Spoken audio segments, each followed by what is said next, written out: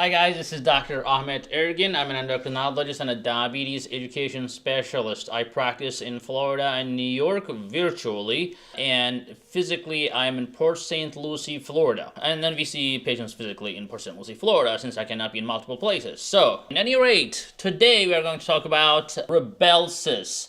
Rybelsus is on the TV. You guys are hearing about it, you're seeing about it.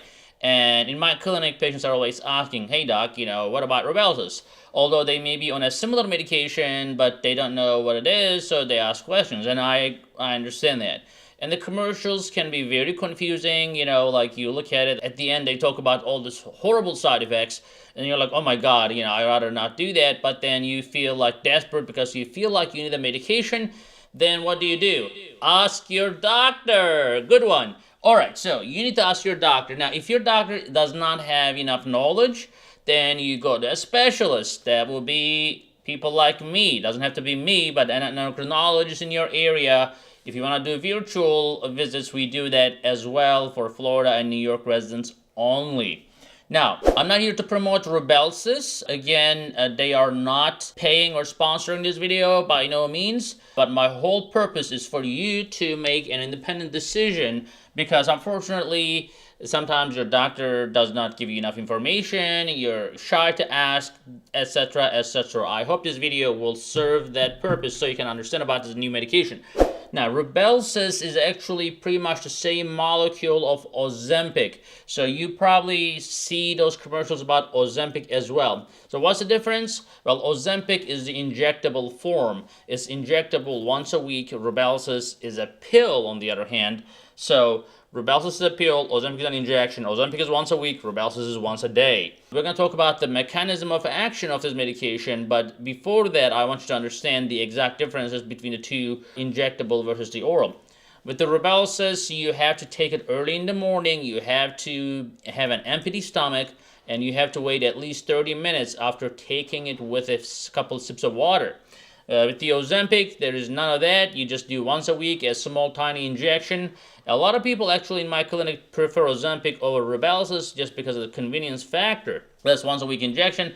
If they're already on some sort of injection, they don't mind. They know injection is not a big deal. Very super tiny needle. Now, Rybelsus is a pill for people who are scared of injections. Now, how do they work? Basically, these are 95% similar to a gastrointestinal hormone made by your body. We call them incretin or GLP-1. So the job of that hormone, GLP-1, okay, or incretins. So these are hormones that are secreted by your gut when you eat food to tell your pancreas, bam, pancreas right here, hey buddy, make some insulin. We need insulin because this guy had some carbs, and we gotta take this carbohydrates and sugar to the muscles so he can go work out. Not that he can go sit down, okay? So that is the purpose of these hormones, to let your pancreas that there's food in your system. Now, what happens when you have diabetes? It's not just your pancreas is dead. It's not necessarily dead. These hormones are not doing their job. So when you eat, your body has no idea that there's food in your system. So as a result, you're eating and you think that, oh, my pancreas doesn't do anything, I think I need insulin. No, you don't need insulin. You need to fix these hormones first, okay? So you need to fix these hormones so your pancreas is informed that there's food in your system.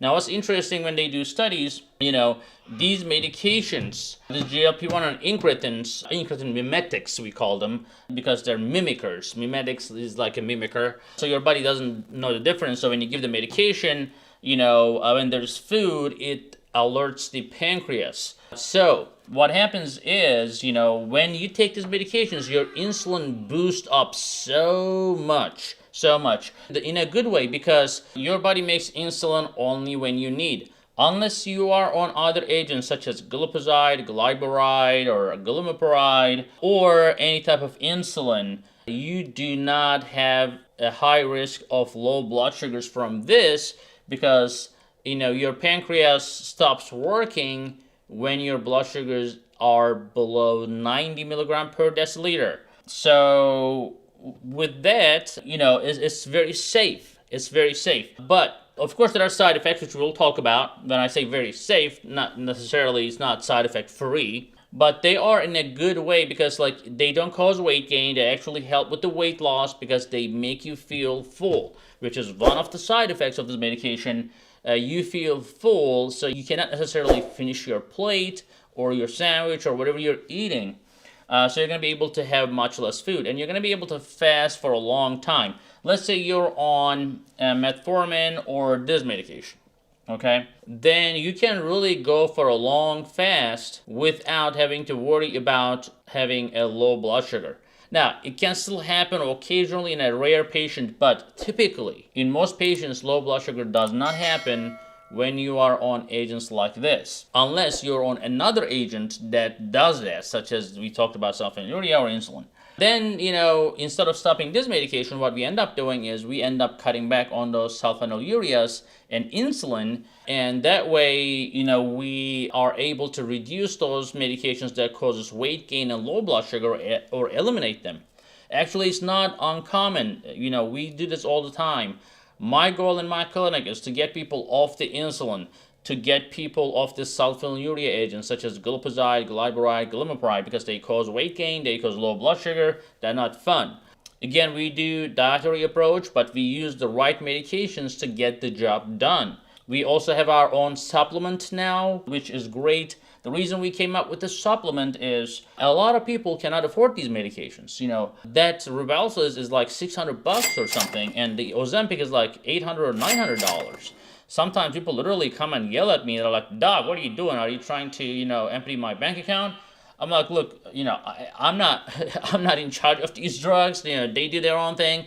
It's all about regulations. They have to spend billions of dollars to satisfy requirements legally, the FDA requirements, da da da da da. It's a lot of work on their side, and they have to make their money. So, but I'm here, I'm the doctor, I'm just trying to choose the best one for you. But on the other hand, we tend to forget the power of the nature.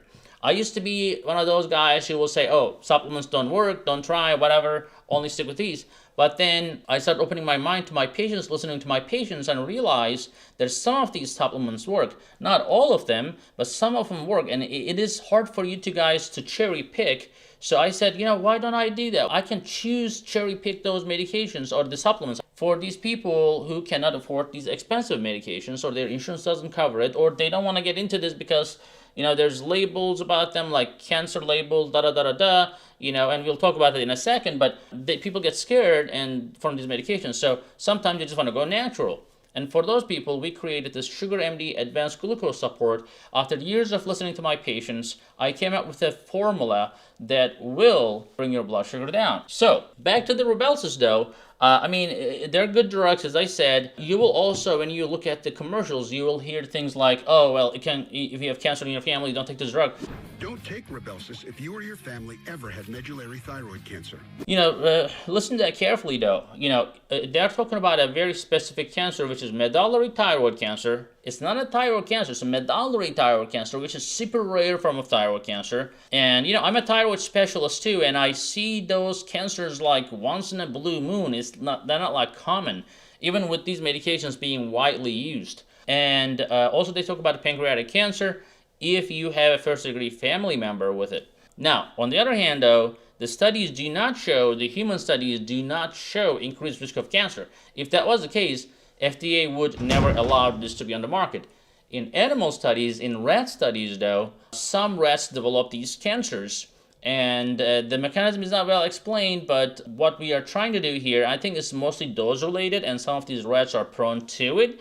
So, the rats versus humans are not a direct match. So as a result, definitely, if you have a family history of medullary thyroid cancer or pancreatic cancer, avoid them. If you don't, I don't think there's too much to worry about. So, I've been using these drugs for 10 years now, since they came to the market, and they have been safe and effective. As I said, expensive, yes. Side effects. They can cause increased satiety, they can cause nausea, some people vomit from it. So if you're vomiting, don't stay on this medication. If you're nauseous, it tends to go away if you can put up with it. Some people use anti-nausea medications for a while, but generally the side effects last a few weeks. Diarrhea can happen. Diarrhea sometimes sticks around for a long time. It's not a fun side effect as well, so especially if you're on metformin already suffering from diarrhea, approach with caution to these drugs. As I said, they are effective when they work. People love it. When it causes side effects, people hate it. So I guess, you can definitely try. They are definitely better than a lot of other medications, better than insulin, better than sulfonylureas. That is what I'm gonna say today. So guys, if you liked the video, make sure you write a comment, ask questions, and we will try to answer all your questions. And make sure you share this video. Talk to you later.